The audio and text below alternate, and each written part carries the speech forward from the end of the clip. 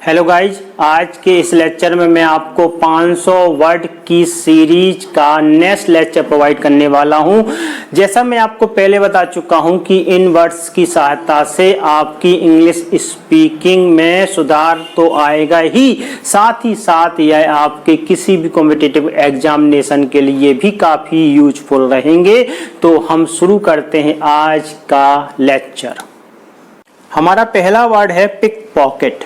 Pick pocket को कहते हैं जेब कतरा, जो कि एक नाउन की तरह कार्य करता है। वाक्य आएगा we where from pick pocket and fair, यानी कि मेले में जेब कतरों से सावधान रहो। नेक्स्ट आता है आपका एम्बर्क को कहते हैं आरंभ करना। यह एक क्रिया की तरह कार्य करता है और इसे वाक्य प्रयोग करेंगे तो soldiers embarked campaign to save pilgrims।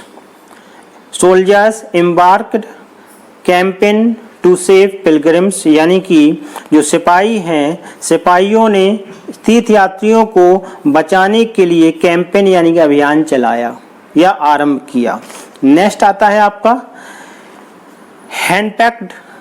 हैंडपैक्ड को कहते हैं जोरू का गुलाम, जो कि एक नाउन की तरह कार्य करता है।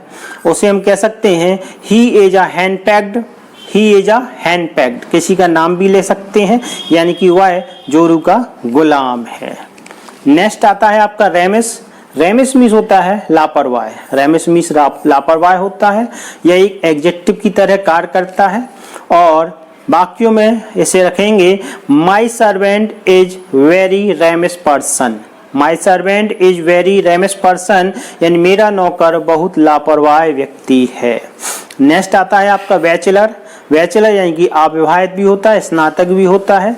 तो देखते हैं, यह नाउन की तरह ही कार्य करता है। मान लीजिए तो कहते हैं he is Elder brother of Ram and a bachelor. He is Elder brother of Ram and bachelor, वह राम का बड़ा भाई है और अविवाहित है। नेक्स्ट आता है इन्फिनिटी मीन्स होता है अनंतता या असीमितता, एक नाउन की तरह कार्य करता है। इसे वाक्यों में बनाएंगे तो infinity represents something that is boundless और endless. Infinity represents something that is boundless और एंडलेस, यानी कि अनंत का अर्थ होता है जिसका कोई अंत ना हो। ओके, तो नेक्स्ट की ओर बढ़ते हैं। नेक्स्ट आता है आपका कन्वॉक मीन्स होता है सभा बुलाना। कन्वॉक मीन्स क्या होता है? सभा बुलाना। जैसे कि the prime minister convoked the parliament meeting. The prime minister convoked the parliament meeting, यानी कि प्रधानमंत्री ने किसकी? पार्लियामेंट यानी कि संसद सभा को बुलाया। ओके, नेक्स्ट आपका आता है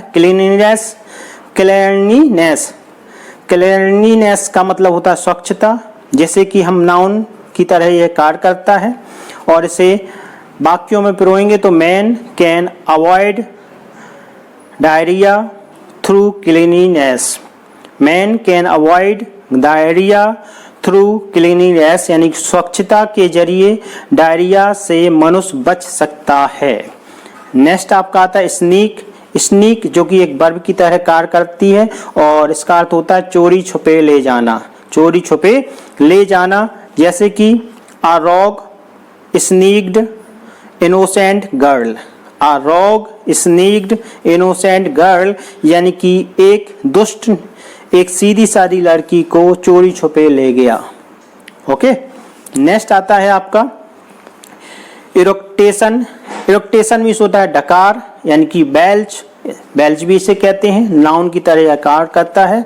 यानी कि हम कह सकते हैं eructation is a synonyms of belch, यानी कि इरोटेशन बेल्च का ही सिनोनिम्स है।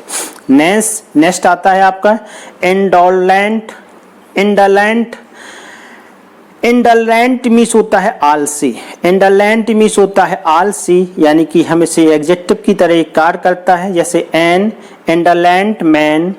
indolent man should take a lesson from nature।